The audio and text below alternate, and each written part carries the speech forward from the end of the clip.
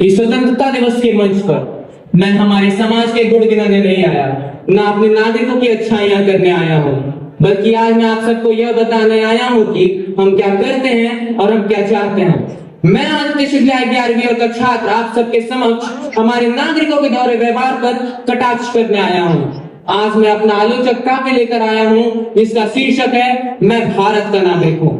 हाँ, मैं भारत का नागरिक हूँ। मैं कूड़ा अपने सड़क पर फैलाता हूँ, लेकिन मुझे मेरा देश साफ चाहिए। हाँ, मैं वो भारत का नागरिक हूँ जो बिजली बचाता नहीं है, लेकिन उसे बिजली का बिल माफ चाहिए।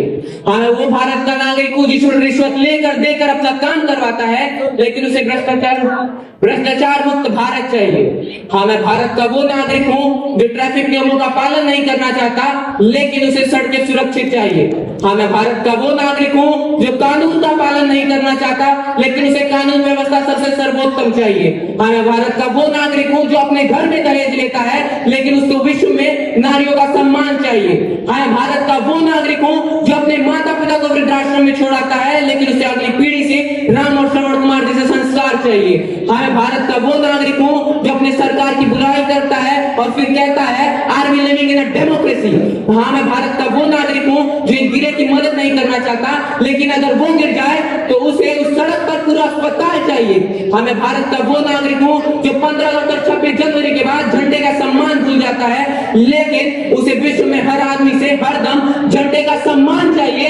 हाँ, मैं भारत का वो नागरिक हूँ जो टीका भर बदलने की कोशिश नहीं करना चाहता, लेकिन उसे रातों रात बदला हुआ महान भारत चाहिए। हाँ, मैं भारत का वो नागरिक हूँ हाँ, मैं भारत का वो नागरिक हूँ जो जाति धर्म के नाम पे भेदभाव करता है, लेकिन उसे सरकारी नौकरियों में आरक्षण चाहिए। हाँ, मैं भारत का वो नागरिक हूँ जो जाति धर्म के नाम पे वोट देता है, लेकिन उसे सरकारें निष्पक्ष चाहिए। और हाँ, मैं भारत का वो छात्र हूँ हाँ, मैं भारत का वो छात्र हूँ जो अपने माता पिता की पसीने की कमाई को फीस में उड़ा देता है और उसके बाद उसको परीक्षा में 100% अंक चाहिए। हाँ, मैं भारत का वो छात्र हूँ जो अपने शिक्षकों का सम्मान करना नहीं जानता, लेकिन उसे उनसे अच्छा मार्गदर्शन और अच्छा ज्ञान चाहिए। हाँ, मैं भारत का वो छात्र हूँ जो नीट पेपर के एक पढ़ना नहीं चाहता, लेकिन उसे शिक्षा मंत्री का इस्तीफा चाहिए। हाँ, मैं भारत का वो छात्र हूँ जिसका सिलेबस कंप्लीट नहीं है, लेकिन उसको सरकार से सारी जिम्मेदारियां कंप्लीट चाहिए, सारी जिम्मेदारियां कंप्लीट चाहिए। दोस्तों, आखिर कब तक हम अपनी कमियों को सिस्टम की कमियां बताएंगे? आखिर कब तक अपनी फैलाई गंदगी की सफाई सिस्टम से मांगेंगे? याद रखिए, देश नारों से नहीं बल्कि संस्कारों से बदलता है। देश शिकायतों से नहीं बल्कि जिम्मेदारियों से बदलता है। देश अधिकारों से नहीं बल्कि कर्तव्यों से बदलता है, और देश सरकारों से नहीं बल्कि उसके नागरिकों से बदलता है। तो आज के बाद इस मंच पर शपथ लें कि न कभी रिश्वत देंगे, न कभी रिश्वत लेंगे, न अन्याय करेंगे, न अन्याय